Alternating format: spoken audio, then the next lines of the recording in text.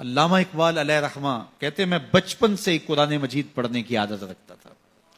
آواز بھی بہت اچھی تھی اور ہمارے گھر کا ماحول ایسا تھا کہ میں قرآن مجید کی تلاوت کبھی بھی ترک نہیں کی تھی. ہماری صبح کا آغاز ہی قرآن مجید کی تلاوت سے ہوتا. لیکن آخری عمر جب ہوئی تو گلا خراب ہو گیا تو قرآن مجید پڑھتے تو تھے لیکن اس طرح لے سے پڑھنا مشکل ہو گیا. تو جس طرح لوگ حال پوچھتے ہیں جناب کیا حال ہے تو لوگ بتاتے ہیں کہ یہاں درد ہو رہی ہے اور یہ مسئلہ ہے یہ مسئلہ ہے. لیکن اقبال سے کوئی جا کے پوچھتا کہ حضرت کیا حال ہے تو اقبال کہتے کہ لطف قرآن سحر باقی نہ مان. باقی سارے مسئلے ٹھیک چل رہے ہیں. جو سحری کے وقت قرآن پڑھنے کا مزہ آیا کرتا تھا وہ مزہ مجھ سے چھن گیا ہے اس لیے کہ میرا گلا خراب ہو گیا. اللہ نے آپ کو سحری کے وہ لطف اور وہ مزے اور وہ سرور نصیب کیے ہیں. کبھی ان سے محروم نہ ہونا. اپنی صبح کا آغاز قرآن مجید کی تلاوت سے کرنا. اور اقبال نے اپنے ایک دوست کو لکھا, کتنی خوبصورت بات لکھی. کہا قرآن مجید کا مفہوم اور ترجمہ نہیں بھی آتا پھر بھی قرآن مجید پڑھتے رہنا. خالی ناظرہ قرآن مجید پڑھنے سے دل کا تعلق رسول اللہ کے دل سے جڑ جاتا ہے. اس لیے کہ قرآن حضور کے قلب اطہر کے اوپر نازل ہوا تھا. یہ سندیسہ ہے ہمارے خالق کا ہمارے نام. تو ہم اس کو سمجھیں کہ اس میں ہمارے نام پیغام کیا ہے, ہمارے نام میسج کیا ہے. اس کتاب اللہ پہ عمل کرنا یہ ممکن تبھی ہوگا اگر ہم اس کتاب کو سمجھ کے پڑھیں گے. یہ کتاب ہمارے نام پیغام کیا دیتی ہے, کہاں سے روکا ہے, کہاں سے اس کتاب نے ہمیں جو ہے وہ منع کیا اور کن امور کے بجا لانے کی تلقین کی ہے. اس کتاب کے تقاضوں کو سمجھنے کے بعد اس کتاب پر عمل کرنا یہ ہماری زندگی کا لازمہ ہونا چاہیے. لیکن افسوس ہم نے کتاب اللہ کے ساتھ جڑنے کی بجائے اس کتاب کو طاق پر سجا دیا اور اس کے مفاہیم سے ہم نہ آگاہ ہو سکے.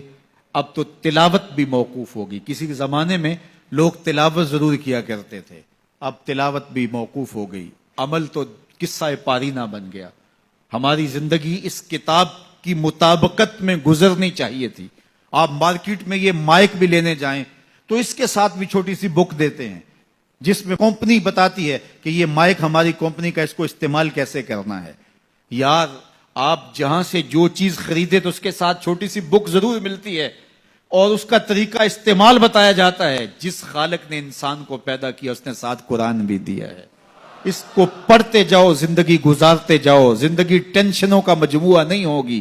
زندگی جو ہے وہ خوبصورت تمہیں دکھائی دے گی.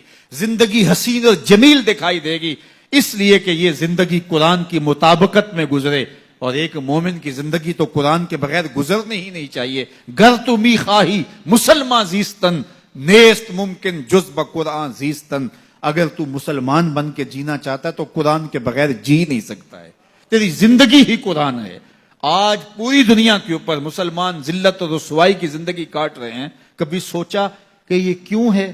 ہماری پستی, ذلت, نکبت, رسوائی کتاب اللہ سے دوری کے نتیجے میں. آج واجبی سا تعلق ہمارا اس کتاب سے رہ گیا ہے. اس کے مفاہیم سے ہم آگاہ تک نہیں ہیں. قرآن کہاں روک رہا ہے, قرآن مجید کی تعلیمات کیا ہیں.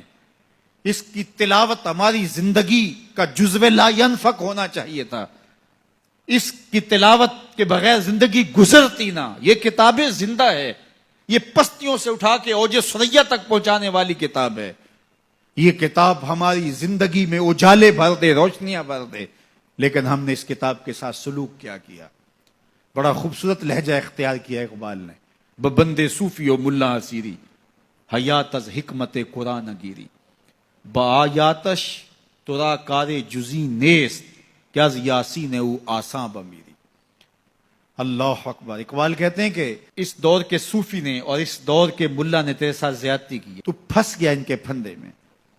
صوفی نے بھی تجھے اور سمت لگا دیا اور مولوی نے بھی تجھے اور سمت لگا دیا. جو منصب تھا صوفی و ملا کا, تجھے جس راستے پہ ڈالنا تھا اس راستے پہ انہوں نے تجھے نہیں ڈالا. اس کتاب سے تیری دل بستگی نہ ہو سکی. اس کتاب سے تیرا تعلق مضبوط نہ ہو سکا. قرآن سے تجھے صرف اتنا سروکار ہے کہ جب تیرے بوڑھے کی روح اٹکی تو تو سورہ یاسین لے کے بیٹھ گیا. کہ میں اس کی تلاوت کروں اور اس کی روح آسانی سے نکل جائے. وہ کہتے ہیں اس میں کوئی شک نہیں کہ اس کی روح آسانی سے نکلتی ہے. سورہ یاسین کا مرنے والے کو فائدہ پہنچتا ہے, مجھے اس پہ کوئی اعتراض نہیں ہے, لیکن کہتے ہیں مجھے افسوس اس بات سے ہے کہ اس قرآن سے بھی تو نے مرنا ہی سیکھا, کاش اس قرآن سے جینا سیکھ لیا ہوتا.